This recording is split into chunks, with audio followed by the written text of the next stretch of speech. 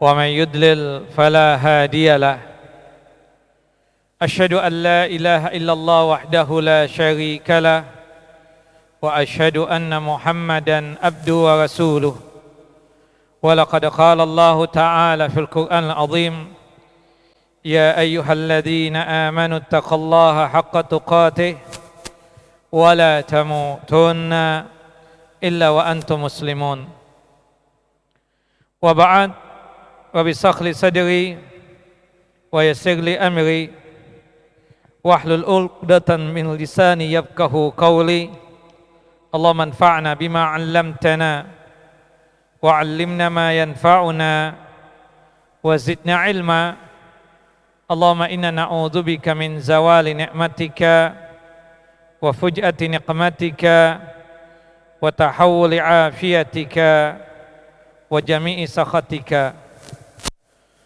اللهم إنا نعوذ بك من جهد البلاء ودرك الشقاء وسوء القضاء وشماتة الأعداء اللهم إنا نعوذ بك من البرص والجنون والجذام وسيل الأسقام. Ikhwani wa akhwati fid din, a'azani wa a'azakum Allah. Bapak dan Ibu yang dimuliakan oleh Allahu Jalla wa Ala, melanjutkan kajian kita, pembacaan kitab Al-Kabair, kumpulan dosa-dosa besar, kitab yang disusun oleh Al-Imam Al-Hafidh Al-Zahabi rahimahullah rahmatan wasi'ah, yang dimana kita masuk pada pembahasan berkaitan tentang dosa besar yang keenam, Al-Kabiratu As-Sadisatu. Dosa besar yang keenam ini adalah berkaitan dengan al-aqli walidaih, anak yang durhaka kepada kedua orang tuanya. Sebagaimana yang kita pahami, jika sekiranya seorang ustadz, seorang alim menyampaikan kepada antum tentang berkaitan wajibnya berbakti kepada kedua orang tua dan haramnya bersikap ukuk atau durhaka kepada mereka berdua, bukan berarti tema ini, pembahasan ini cuma sekedar untuk anak-anak kecil saja, anak-anak TK, SD, SMP, tapi ini tetap berlaku juga kepada kita yang sudah tua ini. Kita yang sudah punya anak, bahkan sudah punya cucu sekalipun. Jika sekiranya orang tua kita tersebut masih hidup, maka wajib hukumnya untuk berbakti kepada kedua orang tua dan haram untuk bersikap ukuk atau durhaka kepada kedua orang tua. Banyak sekali hujjah-hujjah, dalil-dalil yang menjelaskan kepada kita tentang wajibnya berbakti kepada kedua orang tua dan haramnya bersikap durhaka kepada kedua orang tua. Disebutkan di dalam firman Allah Jalla wa Ala dalam surah Al-Isra, surah yang ke-17 ayat 23, Allah Jalla wa Ala menyatakan, wa qadha rabbuka alla ta'budu illa iyyah wa bil walidaini ihsana, dan telah diwajibkan oleh Tuhanmu, Tuhan engkau Allahu Jalla Jalaluh, janganlah kalian beribadah kecuali hanya kepada Allahu Jalla wa Ala semata. Allahu Jalla wa Ala telah mewajibkan atas kita semua, kita ini jangan sampai beribadah kecuali beribadahnya kita hanya kepada Allahu Jalla Jalaluh semata. Dan setelah itu Allah Jalla wa Ala memerintahkan kepada kita, wabil walidaini ihsana, dan hendaknya kita tersebut berbakti kepada kedua orang tua. Dan subhanallah, saking wajibnya berbakti kepada kedua orang tua, ada seorang sahabat Nabi yang datang kepada Nabi kita Muhammad sallallahu alaihi wasallam meminta izin untuk jihad di jalan Allah Jalla Jalaluh. Dilihat oleh Nabi kita Muhammad sallallahu alaihi wasallam ya, sahabat ini belum bersikap baik kepada kedua orang tuanya. Kemudian Rasulullah bertanya, ahayyun walidak, apakah kedua orang tuamu masih hidup? Kata sahabat tersebut, na'am ya Rasulullah, kedua orang tuaku masih hidup. Kemudian Rasulullah mengatakan, fafihima fajahid, sebelum engkau ikut berjihad ini, sebelum engkau ikut berperang, tolong berbakti dulu kepada kedua orang tuamu. Dan berbakti kepada kedua orang tua itu adalah bagian berjihad di jalan Allah Jalla Jalaluh. Bahkan sekelompok ulama mengatakan, ya, minta izin kepada kedua orang tua untuk ikut berjihad di jalan Allah Jalla Jalaluh itu termasuk syarat sahnya ikut berjihadnya kita. Artinya disyaratkan kita yang masih memiliki kedua orang tua ketika ingin berperang atau berjihad di jalan Allah Jalla Jalaluh harus mendapatkan izin dari kedua orang tua. Dan ini adalah sesuatu hal yang sangat luar biasa, kedudukan kedua orang tua tersebut. Dan ingat, status berbakti kepada kedua orang tua itu lebih utama ketimbang berjihad di jalan Allah Jalla Jalaluh.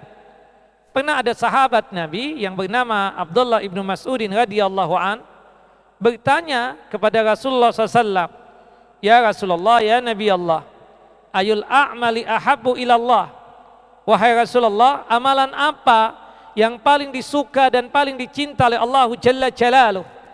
Dalam riwayat yang lain disebutkan ayul a'mali afdal, amalan apa yang paling utama?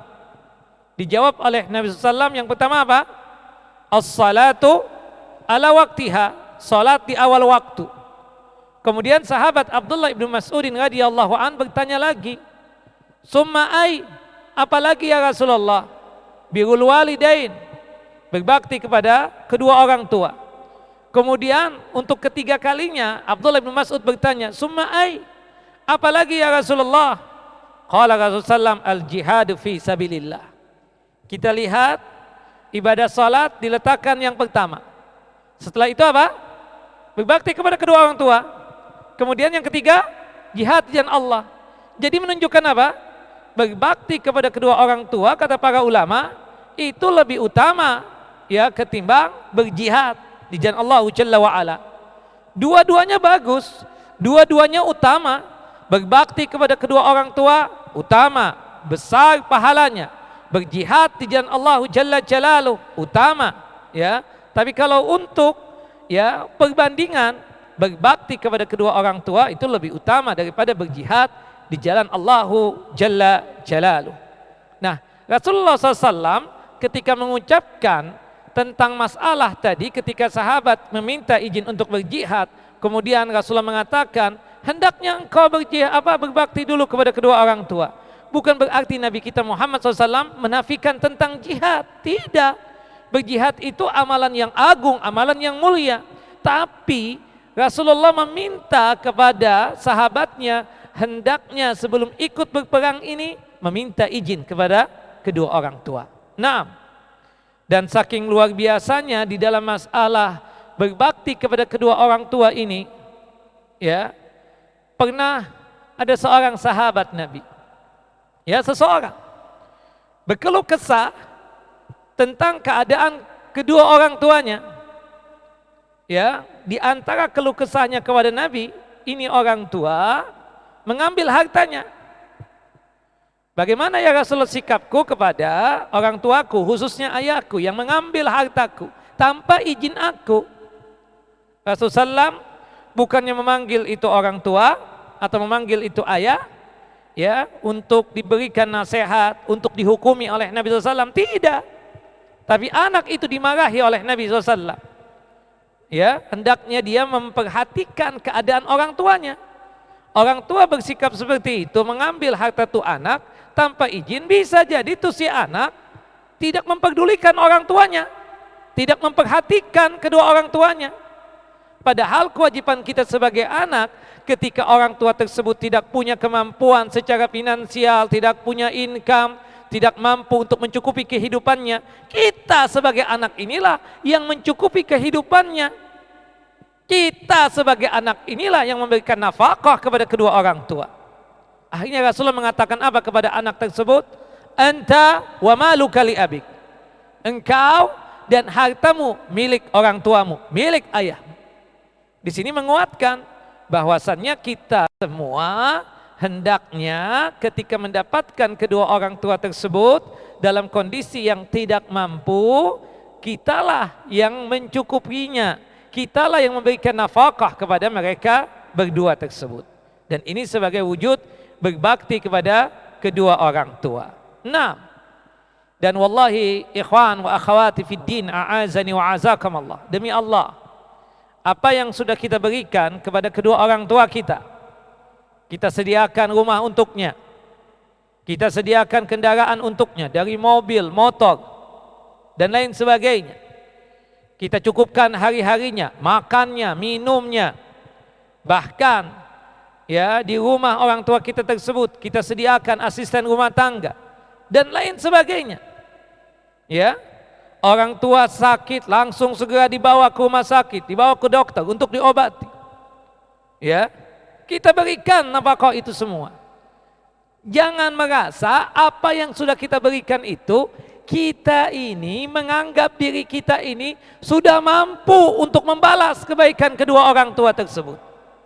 Abadan, kita belum mampu untuk membalas kebaikan kedua orang tua tersebut. Bagaimanapun kita membalasnya, kita cukupi segalanya, kita sediakan rumah, kendaraan, makan, minumnya, enggak, belum mampu mencukupi apa yang telah mereka berikan kepada kita. Dalam satu hadis yang sahih, hadis dari Abu Hurairah radhiyallahu an, qala Rasulullah sallallahu alaihi wasallam, Rasulullah sallallahu alaihi wasallam bersabda, la yajzi waladun walidan illa ayyajidahu mamlukan fayashtari fayu'tiqah. Tidak bakalan mampu seorang anak untuk membalas kebaikan kedua orang tuanya. Bagaimanapun dia membalasnya, dia cukupkan segalanya, rumah, makan, minum, kendaraan, segalanya dia cukupkan untuk orang tuanya.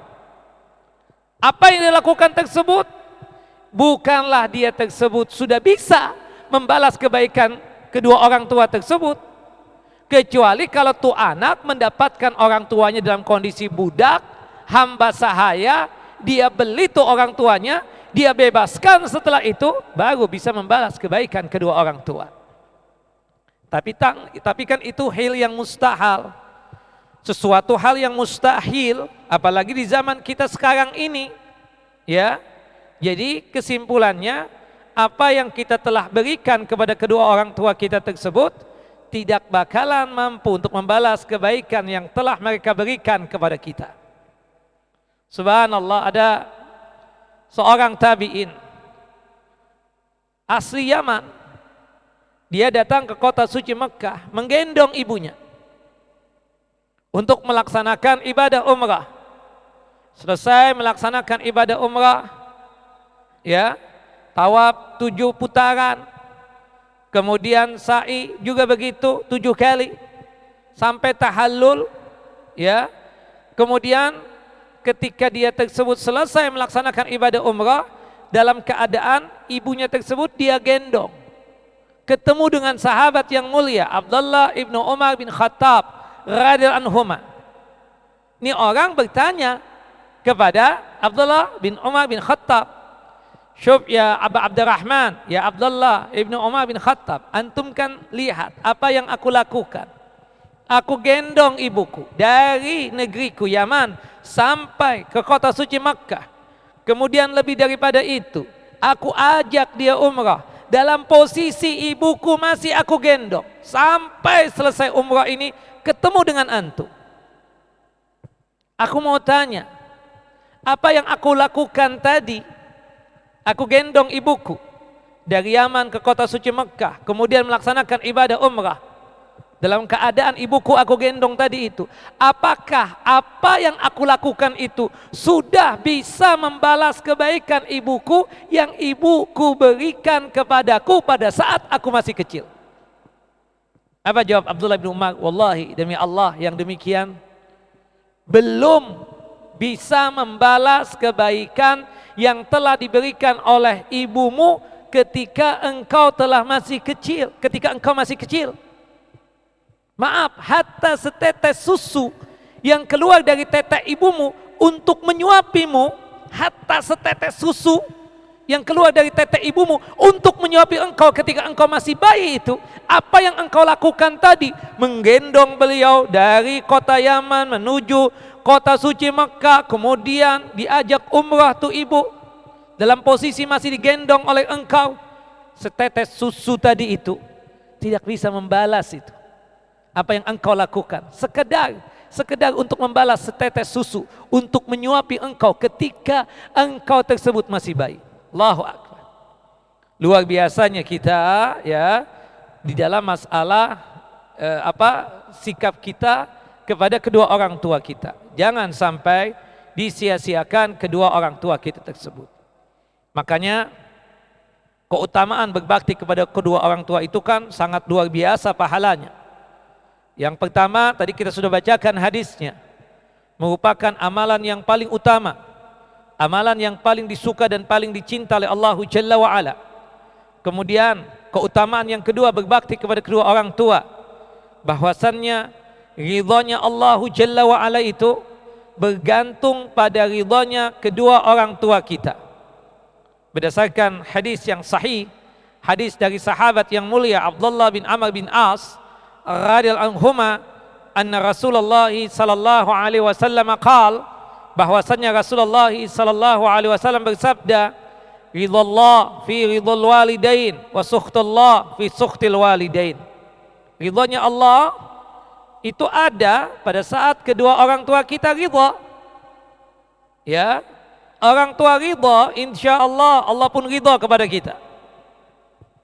Tapi kalau sekiranya ya orang tua kita murka, benci, tidak senang kepada kita, jangan-jangan Allah pun tidak menyukai kita. Hati-hati. Makanya kata Nabi, wa sukhtullah fi sukhtil walidain, bahwasannya murkanya Allah Jalla wa Ala itu ada pada murkanya kedua orang tua. Maka hati-hati betul kita ya bersikap kepada kedua orang tua kita. Kita berusaha betul mencari ridhonya mereka berdua, selama kita katakan tidak bermaksiat ya kepada Allah Jalla wa Ala. Tapi kalau sekiranya perintahnya itu bermaksiat kepada Allah Jalla wa Ala, maka haram untuk kita taati. Ya, karena kata Nabi kita Muhammad sallallahu alaihi wasallam di dalam satu hadis yang sahih, at-ta'atu fil ma'ruf, ketaatan itu hanya pada hal-hal yang baik. Siapapun ya taat kepada orang tua kalau orang tua memerintahkan kebaikan, taat kepada suami kalau suami memerintahkan kebaikan, taat kepada atasan kalau atasan memerintahkan kita kepada kebaikan. Tapi kalau sekiranya orang tua kita memerintahkan kita maksiat kepada Allah Jalla wa Ala, haram untuk kita taati. Kata Nabi kita Muhammad sallallahu alaihi wasallam di dalam hadis yang sahih, la ta'ata li makhluqin fi ma'siyatil khaliq. Tidak ada ketaatan kepada makhluk, siapapun makhluknya, termasuk orang tua kita, jika sekiranya orang tua kita tersebut memerintahkan maksiat kepada Allah Jalla wa Ala, memerintahkan ya perbuatan durhaka kepada Allah Jalla wa Ala. Dan itu bersesuaian dengan firman Allah Jalla wa Ala dalam surah Luqman, surah yang ke-31 ayat yang ke-15.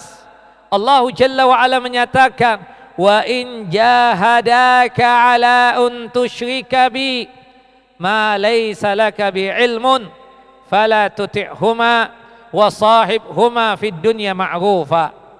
Jika sekiranya kedua orang tuamu memaksamu untuk berbuat syirik kepadaku, untuk menyekutukan aku, maka jangan taatilah kedua orang tuamu tersebut. Tapi ingat, Ya, engkau tetap bersikap baik kepada mereka selama engkau hidup di muka bumi ini. Orang tuanya kafir, dianya mu'allaf, muslim. Apakah tetap taat kepada kedua orang tuanya? Tetap taat.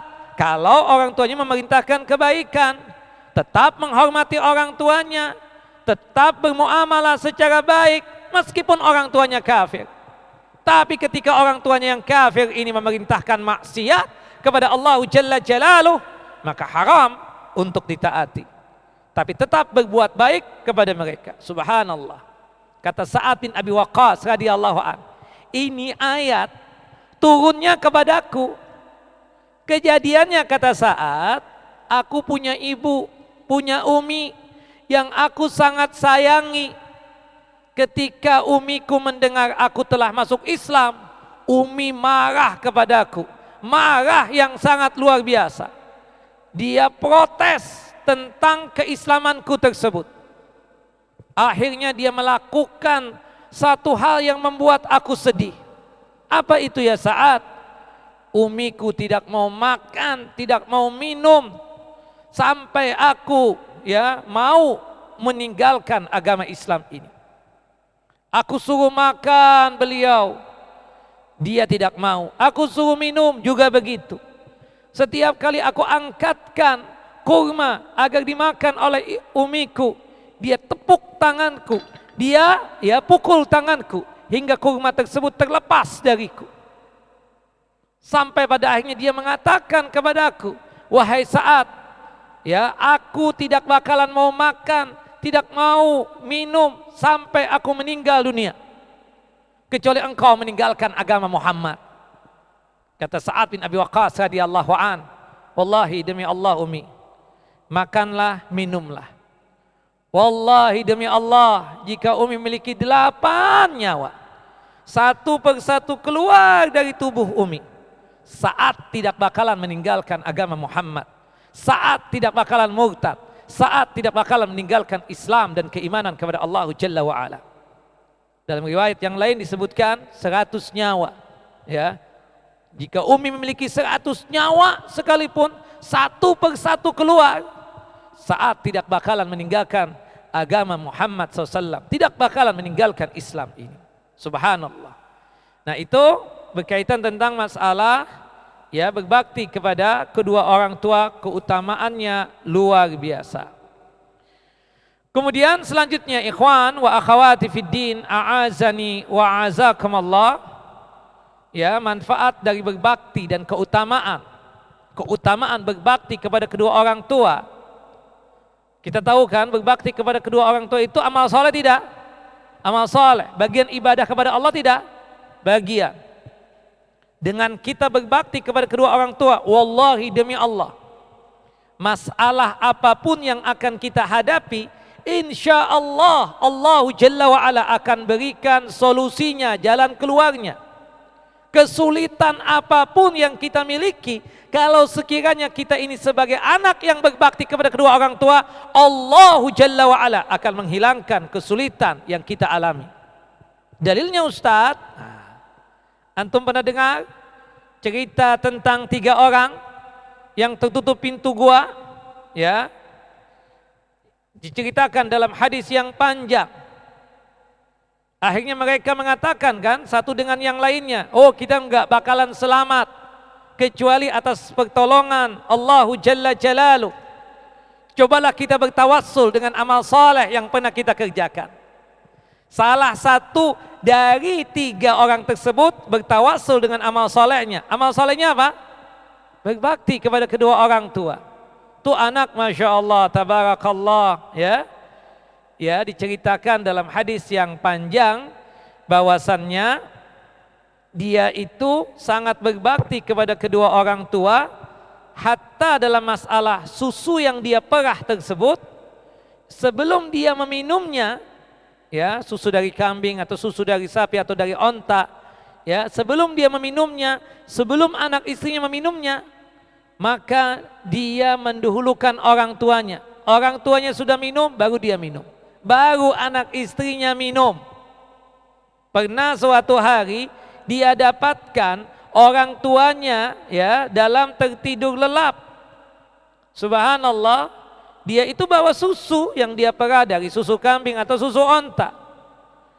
Ketika mendapatkan orang tuanya tersebut dalam tertidur lelap, tidak berani untuk membangunkan. Ya kan? Emang seperti kita, ada teman abah datang, ya, abah lu mana? Lagi tidur, bangunin. Bilangin, om ini datang. Bukan begitu? Kita dengan terpaksa kadang membangunkan. Padahal tidak boleh begitu. Maaf om sudah ada janji belum? Kan begitu. Yang kedua, maaf om, aku nggak berani. Karena abah nggak pernah ya memberikan info kalau om datang dibangunkan. Aku nggak berani. Kecuali kalau berkaitan dengan kewajiban. Sudah masuk waktu sholat, aku berani untuk membangunkannya. Karena kewajiban untuk Allah Jalla wa'ala. Tapi kalau cuma sekedar om, aku minta maaf nih om, aku takut jadi durhaka nanti. Abah lagi asyik-asyiknya tidur siang nih. Ya kan seperti itu. Kalau kita ya mungkin membangunkan kan. Subhanallah, belum lagi anak kita rewel, nangis-nangis, minta susu kan. Seperti itu, abah gampang deh, umi gampang, nanti kita beliin lagi. Kita dahulukan enggak anak istri kita? Bukan begitu. Kadang banyak di antara antum ya berkaitan tentang kepada kedua orang tua itu, istri lebih didahulukan, bukan begitu? Istri dulu deh yang dikasih hadiah, orang tua gampang deh belakangan. Bukan begitu. Seakan-akan antum lebih taat kepada istri dibandingkan kepada apa? Orang tua. Kita sayang sama istri kita. Tapi tetap dalam posisi ini orang tua kita harus kita dahulukan. Subhanallah, ini anak memang betul-betul berbakti. Ya, orang tuanya tertidur, dia tunggu sampai terbangun. Anaknya minta susu, nah nanti ya kakek nenek belum minum. Nanti kalau kakek nenek sudah minum, abah kasih nih susu buat kalian. Kata tuh orang. Nah dia akhirnya berdoa kepada Allah Jalla wa'ala. Ya Allah, jika sikapku seperti itu termasuk amal solehku dan aku ikhlas melakukan itu, tolong bukakan pintu gua ini. Akhirnya pintu gua tersebut bergeser sedikit. Subhanallah. Nah jadi insya Allah nih Bapak Ibu, kalau kita berbakti sama orang tua, apapun masalahnya, apapun problemnya, apapun kesulitannya, niscaya Allah Jalla wa'ala akan hilangkan kesulitan dan masalah yang kita miliki. Nah, kadang di antara kita lihat ada teman kan, itu muskilahnya banyak yang luar biasa. Subhanallah, kita lihat antum ini kenapa? Musibah silih berganti. Kesulitan ini hilang, kesulitan baru datang lagi. Kenapa? Kita perhatikan ternyata dia kurang baik sama orang tuanya. Tidak bagus muamalahnya kepada siapa? Orang tuanya. Sama sekali nggak bagus, seenaknya sama orang tua. Sampai dalam kehidupan nyata ini saya mendapatkan dia itu zalim sama orang tuanya. Harta abahnya dijual tanpa sepengetahuan ayahnya. Subhanallah, sampai tuh ucap ayahnya tersebut ucapan yang tidak bagus. Sekarang kita dapatkan tuh orang dalam kehidupan dalam kondisi miskin dan terhina lagi oleh anak-anaknya. Bayangkan. Makanya memang kata Nabi SAW, ada dua dosa yang dimana Allah Jalla wa'ala segerakan siksanya di dunia ini. Ada dua dosa yang dimana Allah Jalla wa'ala segerakan hukumannya di dunia ini. Yang pertama apa? Al-baghyu. Orang yang melakukan perbuatan kezaliman. Subhanallah. Antum yakin orang yang zalim kepada kita pastinya Allah segerakan hukumannya di dunia ini. Yakin itu. Apapun kezalimannya, baik kezaliman yang datang dari lisan ataupun zalim yang berkaitan dengan fisik atau zalim berkaitan dengan harta. Antum saksikan. Ya, belum di akhirat, di dunia sudah dihukum oleh Allah Jalla wa'ala. Termasuk yang kedua, Allah Jalla Jalalu segerakan hukumannya dan sanksinya. Ya, di dunia ini ketika itu anak durhaka kepada kedua orang tua. Na'udzubillah min dzalik. Kita bacakan hadisnya. Ya, hadis dari Bakar bin Abdul Aziz bin Abi Bakrah. Ya, Abi Bakrah ini sahabat Nabi. Dia mendengar dari sahabat yang mulia, dari ayahnya Abu Bakrah radhiyallahu an, marfu'an, artinya sampai kepada Nabi. Qala Rasulullah sallallahu alaihi wasallam, Rasulullah sallallahu alaihi wasallam bersabda, kullu dhunubi yuakhirullahu minha ma syaa ila yaumil qiyamah. Setiap dosa Allahu Jalla wa ala tunda pembalasannya, Allahu Jalla wa ala tunda hukumannya sebagaimana yang dikehendaki oleh Allahu Jalla wa ala hingga hari kiamat kelak, kecuali illa uququl walidain fa innahu yu'ajjalu li sahibihi, kecuali dosa durhaka kepada kedua orang tua. Karena durhaka kepada kedua orang tua, Allahu Jalla Jalaluh segerakan hukumannya bagi pelaku durhaka kepada kedua orang tua. Naam, hati-hati ikhwan. Wallahi kita enggak tahu apa yang salah, kenapa berat banget ini hidup, kok muskilah selalu ada. Kita pikir ternyata memang kita tidak baik kepada kedua orang tua kita, enggak bagus muamalah kita kepada kedua orang tua. Hormat, tapi hormatnya ala kadarnya. Kita lebih mendahulukan orang lain ketimbang orang tua kadang. Ya, kadang begitu. Temannya Masya Allah, dia traktir, makan sana, makan sini, restoran ini, restoran itu. Tapi untuk orang tuanya bakhil. Subhanallah, temannya datang minta bantuan, langsung dibantu. Orang tuanya nanyakan satu hal saja, beratnya ampun. Ya, masih bantuan ampun. Kadang dia ngobrol dulu dengan saudara-saudara yang lainnya. Tuh abah minta fulus, inti dulu deh yang kasih. Bukan begitu? Kamu dulu deh yang kasih. Bukan begitu? Berat betul. Kenapa antum begitu? Nih mumpung masih hidup nih dua orang tua. Mudah-mudahan itu sebagai dua pintu surga yang mengantarkan antum masuk ke dalam jannah dan surganya Allah Subhanahu wa taala. Jangan sia-siakan kedua orang tua kita tersebut. Kalau kita sia-siakan kedua orang tua kita tersebut, hati-hati, kita masuk kategori anak yang durhaka kepada kedua orang tua. Dan ancamannya sangat luar biasa. Disebutkan di dalam hadis yang sahih, hadis dari sahabat yang mulia Abdullah bin Umar bin Khattab radhiyallahu anhuma, qala Rasulullah sallallahu alaihi wasallam, Rasulullah sallallahu alaihi wasallam bersabda, salasatun la yadkhulunal jannah. Ada 3 golongan yang dipastikan tidak masuk surga. Wala yukallimuhumullahu yaumal qiyamah. Dan ketiga golongan tersebut dipastikan tidak diajak bicara oleh Allahu Jalla Jalaluh pada hari kiamat kelak. Wala yuzakkihim, dan ketiga golongan tersebut tidak disucikan oleh Allahu Jalla wa ala. Wala yanzuru ilaihim, dan ketiga golongan tersebut tidak dilihat dan tidak dilirik oleh Allahu Jalla Jalaluh. Walahum adzabun alim, dan dipastikan ketiga golongan tersebut mendapatkan azab yang pedih di dalam siksa api neraka. Di antara 3 golongan tersebut, yang tidak diajak bicara oleh Allah, yang tidak dilihat oleh Allah Jalla wa'ala, yang tidak disucikan oleh Allah Jalla Jalaluh, yang tidak masuk surga, dan mereka dipastikan mendapatkan azab yang pedih dalam neraka. Salah satu dari 3 golongan tersebut al-aqli walidayh, anak yang durhaka kepada kedua orang tuanya.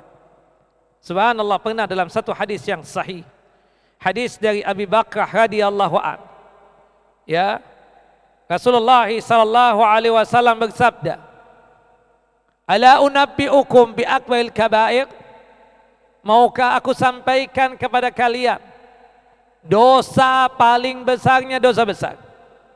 Kan ada kabirah, kabirah itu dosa besar, jamaknya al-kabair. Nah, buku kita ini al-kabair, artinya apa? Kumpulan dosa-dosa besar. Ini Rasulullah menginfokan kepada kita akbarul kabair, paling besarnya dosa-dosa besar. dosanya sudah besar. Ini ada lagi dosa paling besarnya dosa. Dosa paling besarnya dosa besar. Para sahabat serempak menjawab, "Bala ya Rasulullah, kami siap untuk mendengar apa itu dosa paling besarnya dosa besar." Faqala Rasulullah sallallahu alaihi wasallam, Rasulullah sallallahu alaihi wasallam menjawab, yang pertama al-isyraku billah, berbuat syirik, menyekutukan Allah Jalla wa Ala. Itu adalah perbuatan syirik besar. Ya. Itu perbuatan paling besarnya dosa besar. Berbuat syirik, baik itu syirik besar ataupun syirik kecil, itu adalah perbuatan dosa paling besarnya dosa besar. Datang ke kuburan, cari wangsit, bertawassul dengan ahli kubur, berdoa kepada ahli kubur, itu syirik. Dosa paling besarnya dosa besar. Datang ke dukun, peramal, paranormal, itu syirik. Itu adalah dosa paling besarnya dosa besar. Ya, mengumpulkan benda-benda yang diyakini ada keramatnya, diyakini itu benda bisa mendatangkan manfaat, bisa mencegah mara bahaya. Itu syirik. Dan itu adalah perbuatan ya paling besarnya dosa besar. Ya. Dan banyak lagi yang lainnya. Yang kedua, Rasulullah mengatakan apa? Uququl walidain. Durhaka kepada kedua orang tua. Durhaka kepada kedua orang tua tersebut adalah paling besarnya dosa besar. Naam. Subhanallah, disebutkan oleh Isa bin Talhah bin Ubaidillah, beliau meriwayatkan dari sahabat yang mulia Amr bin Murrah al-Juhani radhiyallahu an, qala, berkata Amr bin Murrah al-Juhani, anna rajulan qala, bahwasanya ada seorang sahabat laki-laki bertanya kepada Nabi SAW, ya Rasulullah, wahai Rasulullah, ara'aita in salaitu salawatil khamsa wa sumtu ramadana wa addaitu zakata wa hajjatul baita famadha li, bagaimana menurut antum ya Rasulullah? Apa pendapat antum ya Rasulullah? Jika aku melaksanakan salat yang 5 waktu, kemudian melaksanakan puasa Ramadan, aku tunaikan zakat, aku berhaji, apa yang aku dapatkan jika aku mengerjakan 4 amalan tersebut, yang dimana 4 amalan ini bagian daripada rukun Islam? Qala Rasulullah, faman fa'ala dzalika kana ma'an nabiyyina was-siddiqina wasyuhada illa an ya'uqqa walidayhi. Yang melakukan 4 hal tadi, salat yang 5 waktu, gampang tidak? Gampang. Kemudian kalau antum kaya, sanggup berzakat? Pasti sanggup berzakat. Kalau antum tidak berzakat, dosa besar, ancamannya api neraka. Kalau kita tidak mau berzakat, lebih bagus kita menjadi fakir miskin. Jangan punya cita-cita menjadi orang kaya kalau tidak mau untuk berzakat. Kalau orang punya cita-cita ingin menjadi orang yang kaya, berarti dia tersebut harus siap untuk menunaikan zakat. Siapkan diri kita, ketika menjadi orang kaya, saya akan berzakat. Gampang, insya Allah digampangkan dan dimudahkan oleh Allah Jalla Jalaluh. Yang kedua, puasa Ramadan. Ya, mudah-mudahan Allah Jalla wa Ala memanjangkan umur kita hingga mendapatkan Ramadan bulan depan ini. Puasa Ramadan gampang? Mudah? Insya Allah gampang buat kita. Semoga Allah Subhanahu wa taala memberikan petunjuk dan hidayahnya kepada kita hingga kita mudah untuk melaksanakan puasa Ramadan. Nah, yang keempat, melaksanakan ibadah haji. Insya Allah mudah-mudahan yang hadir ke masjid ya An-Nur Kosogaya ini ya, entah di kajian saya ataupun di kajian yang lain, wabil khususnya di kajian malam ini, mudah-mudahan Allah Jalla wa Ala menganugerahkan kepada kita kesehatan secara fisik dan juga kemampuan secara finansial, hingga kita diberikan anugerah rizki oleh Allah Jalla wa Ala sanggup untuk menunaikan ibadah haji. Karena ibadah haji tersebut baru wajib ketika kita punya kemampuan secara fisik dan finansial. Kalau 4 hal ini aku laksanakan ya Rasulullah, apa yang aku dapat? Salat aku kerjakan, menunaikan zakat, melaksanakan puasa Ramadan, ibadah haji aku kerjakan. Apa yang aku dapatkan? Kata Nabi, yang mengerjakan 4 hal tersebut, dia kelak nanti berada di surga yang sama dengan para nabi. Surga apa? Firdausil A'la. Bersama para nabi, bersama as-siddiqin, orang-orang yang jujur dan benar dalam masalah keimanan, batinan wa zahiran, dan bersama orang-orang yang mati syahid, para syuhada. Kecuali kalau 4 ini dilakukan tapi dia masih durhaka kepada kedua orang tua, jangan harap ya keutamaan tadi dia dapatkan. Kita sudah melaksanakan 4 hal tadi, tambah 1. Pastikan kita berbakti kepada kedua orang tua. Dan na'udzubillah, jangan sampai kita durhaka kepada kedua orang tua kita. Ya, kalau kita mengerjakan 4 hal tadi, salat kita kerjakan, kita kaya, tunaikan zakat. Ramadan datang, kita melaksanakan puasa Ramadan. Kemudian kita mampu secara fisik dan finansial, pastikan berhaji dan berumrah sebelum kita meninggal dunia. Tambah 1, pastikan juga berbakti kepada kedua orang tua. Maka insya Allah, biiznillah, kita kelak nanti di akhirat kelak, di surga yang sama dengan para nabi, kemudian bersama para siddiqin dan para syuhada. Wallahu a'lamu bissawab.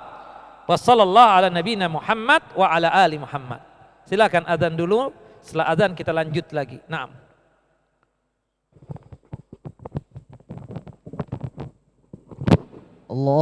Allahu Akbar, Allahu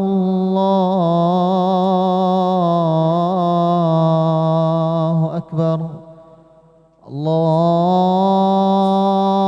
Akbar, Allahu Akbar. Asyhadu an la ilaha illallah. Asyhadu an la ilaha illallah.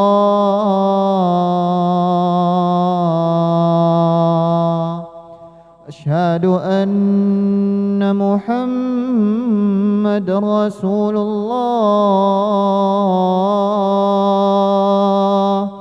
Asyhadu anna Muhammadar Rasulullah.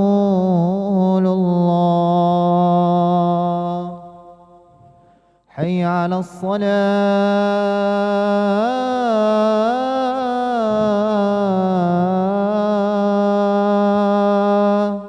La haula wa la quwwata illa billah. Hayya 'alas salah.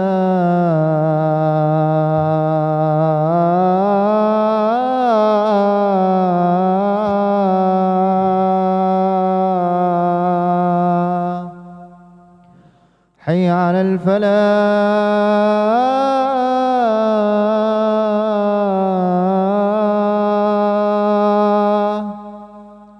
Hayya 'alal falah.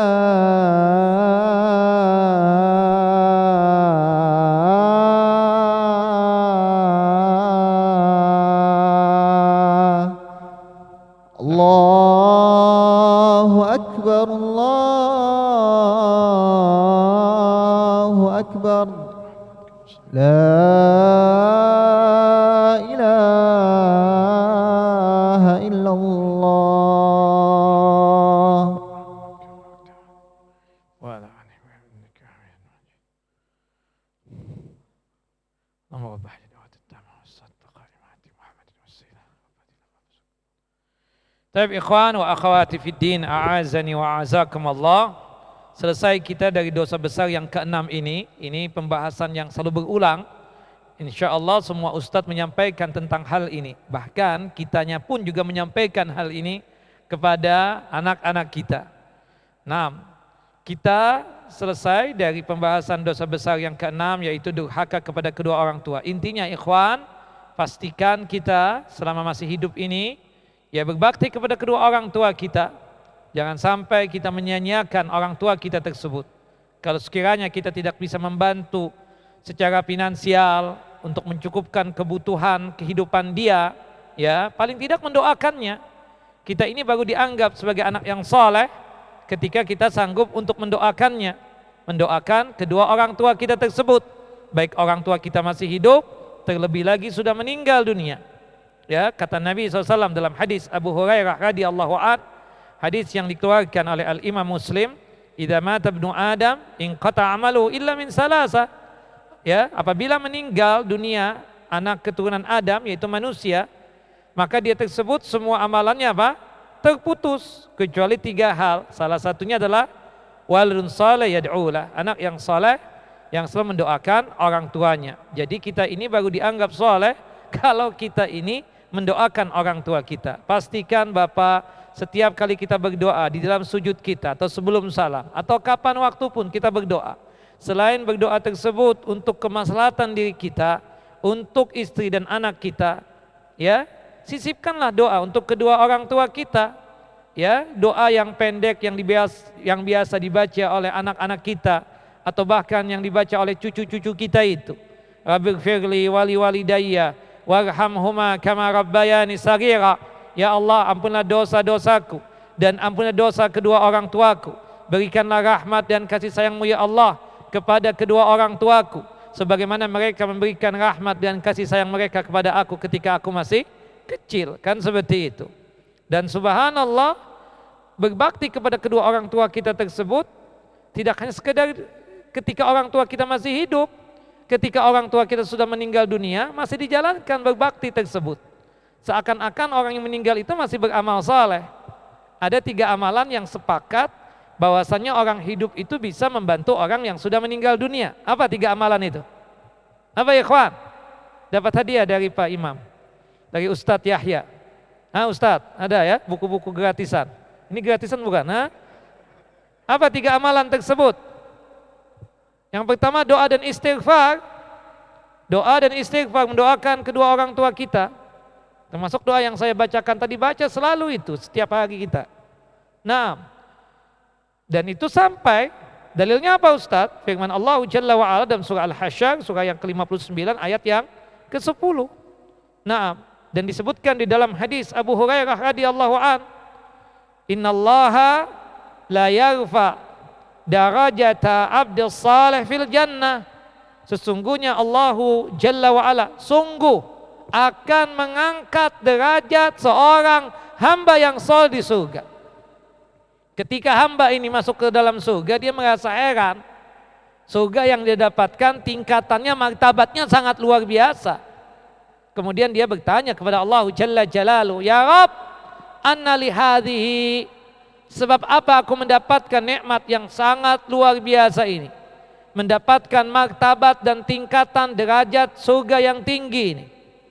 Yuqalu lahu, dikatakan kepadanya, bistighfari waladika laka, anakmu yang saleh, anakmu yang salehah selalu mendoakan engkau, memintakan ampunan dari Allah Jalla wa Ala agar engkau diampuni dosa-dosanya, termasuk dimasukkan ke dalam jannah dan surganya Allah Jalla Jalaluhu. Makanya ikhwan yang belum kawin, kawinlah, ya kan? Jangan suka hidup membujang.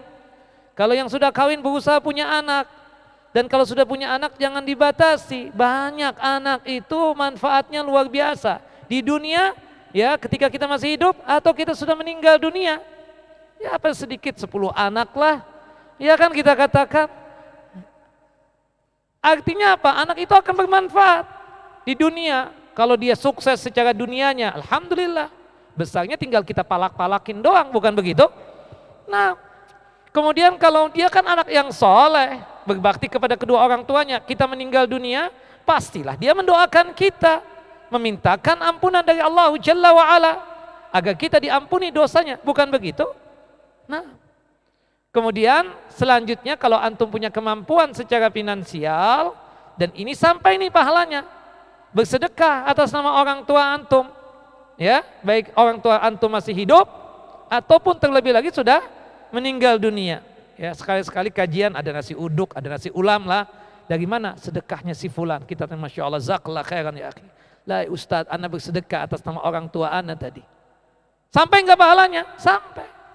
mudah-mudahan ya terlaksana ini di kajian pekan kedua, Selasa pekan kedua dan pekan keempat nanti. Mudah-mudahan ya kan seperti itu. Nah, taib, enggak, ini sekedar ini aja.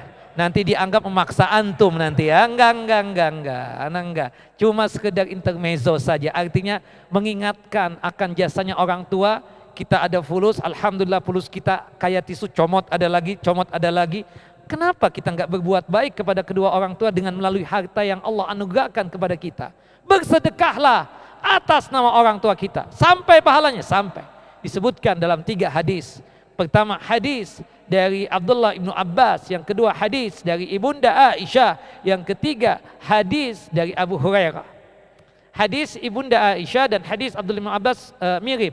Ada seorang sahabat laki-laki namanya Sa'ad bin Ubadah datang kepada Nabi SAW dan mengatakan, ya Rasulullah, ya Nabi Allah, inna ummi tufiyat wa ana ghaibun anha. Ibuku sudah meninggal dunia ya Rasulullah, dan pada saat ibuku meninggal dunia aku enggak ada di tempat. Pertanyaanku ya Rasulullah, ya apalah ajrun in tasaddaqtu laha, jika aku bersedekah atas nama ibuku, sampai enggak pahalanya, bermanfaat enggak buat ibuku yang sudah meninggal dunia? Qala Rasulullah, na'am, sampai pahalanya dan sangat bermanfaat buat ibumu. Ya Rasulullah, aku akan jadikan antum menjadi saksi kebaikanku. Kebun kurma yang aku miliki ini yang siap sebentar lagi akan dipanen, aku sedekahkan atas nama ibuku. Dalam hadis Abu Hurairah, ada seorang sahabat laki-laki datang kepada Nabi SAW dan mengatakan, ya Rasulullah, ya Nabi Allah, inna abi mata wa taraka malan. Abahku udah meninggal dan meninggalkan harta yang lumayan banyak. Walam yusi, dan abahku belum berwasiat. Subhanallah, ini anak baik nih. Ninggalin fulus bukan cuma sekadar alhamdulillah, segala puja-puji hanya milik Allah Jalla wa Ala. Dapat warisan banyak. Berapa M antum dapat warisan? 10 M. Aduh, beli apa ya? Beli rumah di Kasagoya 1. Kemudian subhanallah beli mobil. Kemudian pasti antum tambah pos lagi deh. Antum itu, subhanallah, kalau orang yang soleh yang baik dia pikirkan nih, sebagaimana pertanyaan dari sahabat tadi. Abahku meninggal dunia dan meninggalkan harta yang lumayan banyak, tapi beliau enggak berwasiat ya Rasulullah. Cuma satu, aku ingin nanya sama antum ya Rasulullah. Inti saddaqtu lahu hal yukaffiru anhu, jika aku bersedekah atas nama abahku, apakah bisa menghapuskan dosa-dosanya? Qala Rasulullah, na'am, antum bersedekah atas nama ayah antum atau bersedekah atas nama ibu antum, terhapuskan dosa-dosanya. Allahu Akbar. Sudahkah kita begitu? Belum Ustaz, besok insya Allah. Ya, artinya mudah-mudahan ya, artinya sekecil apapun kita punya kemampuan, bersedekahlah atas nama orang tua kita, baik yang masih hidup, terlebih lagi yang sudah meninggal dunia. Nah, kalau antum punya finansial lagi yang lebih, kebetulan orang tua kita belum haji, belum umrah, hajikanlah buat beliau, umrahkanlah buat beliau. Terakhir sebagai penutupnya, ya, ada hadis dari sahabat yang mulia Usaid radhiyallahu an. Ya, ada seorang sahabat laki-laki datang kepada Nabi SAW. Ya Rasulullah, kedua orang tuaku sudah meninggal dunia. Apakah aku ada beban, ya, untuk tetap berbakti kepada kedua orang tuaku yang sudah meninggal dunia? Kata Nabi, ada 4 hal. Yang pertama, as-salatu lahuma wastighfaru lahuma, as-salatu alaihima wastighfaru lahuma. Selalu mendoakan orang tua dan memintakan ampunan dari Allah Jalla wa Ala agar kedua orang tua tersebut diampuni dosa-dosanya. Yang kedua adalah menyambung tali silaturahim yang dulu ketika orang tua hidup disambung tuh silaturahim oleh orang tua kita. Kita ada om, ada tante. Terus sambung tuh silaturahim dengan om dan tante kita, termasuk misanan dan sepupu-sepupu kita tersebut. Ya, itu sebagai cara berbakti kepada kedua orang tua. Yang ketiga adalah menghormati teman-teman orang tua kita. Kemudian yang keempat, ifa'u wasiyahima, melaksanakan wasiatnya orang tua. Kalau wasiatnya tidak bertentangan dengan ajaran Quran dan Sunnah. Wallahu a'lam. Ini kira yang bisa disampaikan pada kesempatan kali ini. Ada pertanyaan? Anda rasa jelas ini ya. Tapi fadhol ya Syekh. Anda pikir antum membatasi lagi karena beliau waktu itu ada pembatasan 10 menit aja Ustaz. Nah. Tapi silakan. Ada pertanyaan rupanya.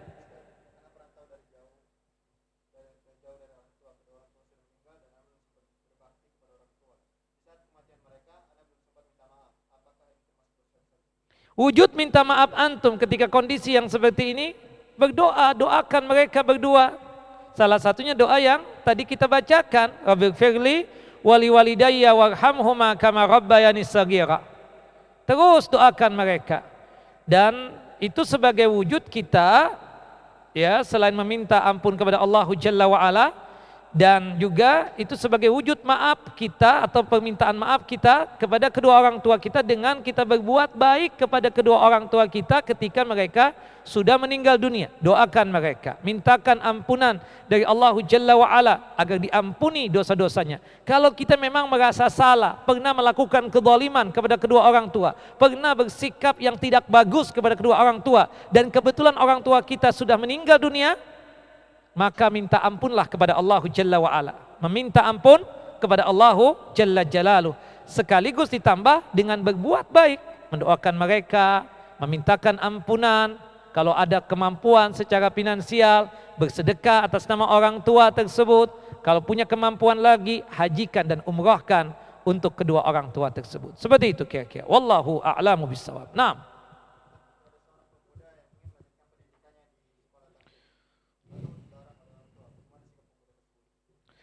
Ya, kita menjelaskan dengan sebaik mungkin tujuan kita masuk ke sekolahan tersebut.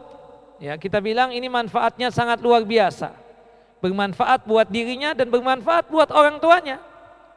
Dan sekaligus kita doakan semoga orang tua tersebut berubah pikiran. Karena menganggap bahwasanya kan ada sebagian orang tua karena tidak paham terhadap din atau jauh dalam masalah agama, mereka menilai keberhasilan itu ya ketika sama dengannya fulus dan fulus. Bukan begitu? Dipikir orang yang sekolah tahfidz atau yang berkaitan dengan penghafal Quran dan hadis itu selalu bertanya mereka, fulusnya ada enggak kalau nanti selesai sekolah? Kan begitu selalu. Si anak Masya Allah, ya, si anak itu Masya Allah, dia mengatakan ayahanda, kemudian bunda atau umi, ya rizki itu minallah. Yakinlah kalau kita membela agama Allah Jalla wa Ala, pasti Allah Jalla wa Ala akan mudahkan urusan kita untuk hidup di dunia ini. Salah satunya berkaitan tentang rizki. Nah, kita kasihkan kekuatan itu kepada kedua orang tua kita. Jangan ditantang, jangan debat-debatan sama orang tua. Ketika orang tua kita marah, kita diam. Ya, ketika orang tua kita menjadi api, jangan kita menjadi minyak. Tambah terbakar nanti. Kita berusaha untuk menjadi airnya. Nah, terus dengan secara penuh kelembutan, secara santun, kita menjelaskan kenapa kita memilih ya sekolahan tersebut. Ya, dan doakan semoga orang tua kita mendukung kita seperti itu. Karena hati ini kan dipegang ya oleh Allah Jalla wa Ala, yang Allah Jalla wa Ala membolak-balikkan hati manusia sesuai dengan kehendak dan keinginan Allah Jalla wa Ala. Saya doakan semoga antum yang ingin sekolah di tahfidz Quran dimudahkan oleh Allah Jalla wa Ala untuk masuk ke pesantren tahfidz Quran tersebut. Naam. Terakhir, ya, antum kalau ada orang tua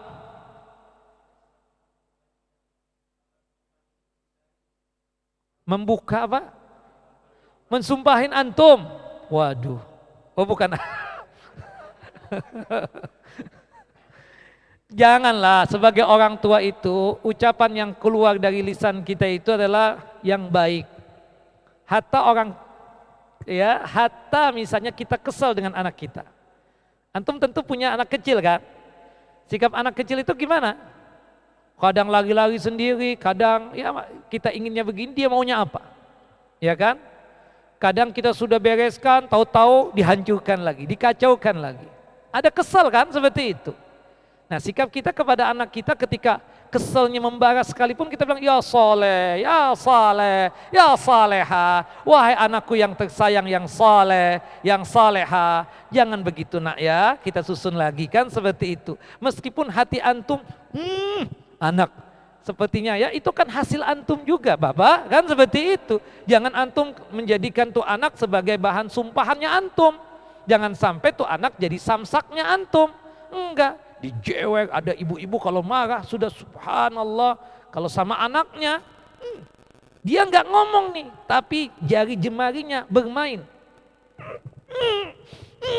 Anaknya sampai ketakutan betul sudah. Nggak boleh Bu, jangan begitu. Tuh anak ibu, dia begitu kan masih kecil, nggak paham ini baik, ini buruk, bukan begitu? Dia belum balik. Maka oleh sebab itu kita sebagai orang tua perlu ekstra sabar mendidik anak-anak kita tersebut. Nah tentu kita katakan apa yang antum tanyakan tadi, ada orang tua sedikit-sedikit main main sumpah, sedikit-sedikit pingin menyumpahin anaknya, sedikit-sedikit pingin mama mengatakan ucapan sumpah serapah atau mengutuk-ngutuk begitu. Itu orang tua nggak benar, orang tua yang tidak benar seperti itu. Seharusnya orang tua yang baik itu adalah selalu mendoakan mendoakan anak-anaknya agar menjadi anak-anak yang soleh dan solehah. Seperti itu. Wallahu a'lam bishawab. Begitu kira-kira. Terakhir.